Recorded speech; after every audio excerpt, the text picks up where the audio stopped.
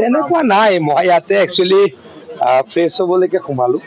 মই বিহালীলৈহে গৈ আছিলোঁ বিহালীৰহে মই প্ৰভাৰী ইয়াতে আমাৰ প্ৰভাৰী বিমল বৰা ডাঙৰীয়া নিৰ্বাচন কেন্দ্ৰিক কথা বতৰা হোৱা নাই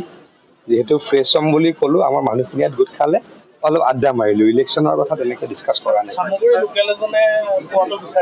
দলে যাক সিদ্ধান্ত লয় আমাৰ দলটোত এনেকুৱা এটা কথা আছে যে দলে যিটো সিদ্ধান্ত ল'ব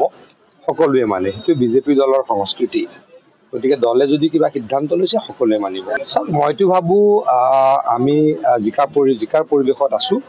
কিন্তু আজি সঁচাকৈ কৈছোঁ মই পলিটিকেল ডিছকাশ্যন কৰা নাই মই বিহালীৰ পৰা আহি আছিলোঁ অলপ ফ্ৰেছ হ'ব লগা আছিলে বাথৰুম যাব লগা আছিলে জিতু গোস্বামী ডাঙৰীয়াক মই তেজপুৰৰ পৰাই ফোন কৰি ক'লোঁ এইখিনিতে আছিলে মানুহখিনি গোট খালে বেলেগ একো নাই দলে যাকে নিদিয়ক গতিকে চামগুৰি উপস্থিত এটা টাপ সমষ্টি হৈ ৰখিবলৈ এটা দুৰ্গ বুলি সকলোৱে জানে গতিকে বিজেপি যিগৰাকী প্ৰাৰ্থী হ'ব কেনেকুৱা ধৰণৰ শক্তিশালী চাওক দলে যাক দিয়ে শক্তিশালী বুলি ভাবিয়ে দিয়ে আৰু মই এটা কথা কওঁ বিজেপি দলৰ সংস্কৃতিটো এনেকুৱা দলে যাক প্ৰাৰ্থিত্ব দিব তেওঁৱেই প্ৰাৰ্থী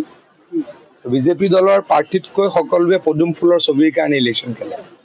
গতিকে মই ভাবোঁ দলে যাক দিয়ে আমাৰ সভাপতি ডাঙৰীয়া ইতিমধ্যে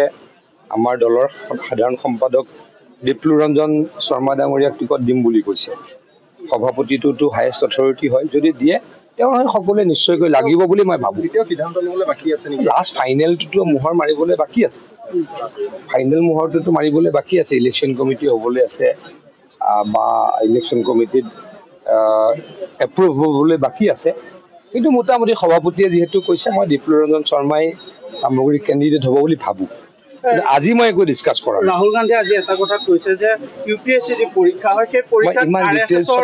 মিছা কৰা তেখেতে RSSৰ ভোট সকলোতে দেখে ৰাহুল গান্ধী ডাঙৰীয়াই RSSৰ ভোট সকলোতে দেখে আৰু মিছা কথা কৈ দেশবাসীক বিপথে পৰিচালিত কৰিব বিচাৰে সেইকাৰণে তেখেতে 3টা ইলেকশ্যনত 100 চিট এতিয়ালৈকে পোৱাই নাই 40-45 এইবাৰ 99 তাতেতো সীমাবদ্ধ আছে ৰকিবুল হাছানে শেহতীয়াকৈ কৈছে AIDF আৰু কংগ্ৰেছ বিজেপিৰ মিত্ৰতা ইয়াত চামগুৰিত হ'ব গতিকে চাওক কোনো দিনেই অসম্ভৱ কথা হোৱা নাই আগতে তেনেকুৱা আছিল বুলি শুনিছিলোঁ মই ৰাজনৈতিক কথা বহুত নকওঁ বুলি ভাবিছিলোঁ মই শুনিছিলোঁ আগতে কাৰণ মইতো কংগ্ৰেছতে আছিলোঁ ৰকিবুল হুছেইন ডাঙৰীয়াৰ এগেইনষ্টত কেতিয়াও বদৰুদ্দিন আজমলে ষ্ট্ৰং প্ৰাৰ্থিত্ব দিয়া নাছিলে তেওঁলোক দুজনৰ মিল আছিল সকলোৱে জানে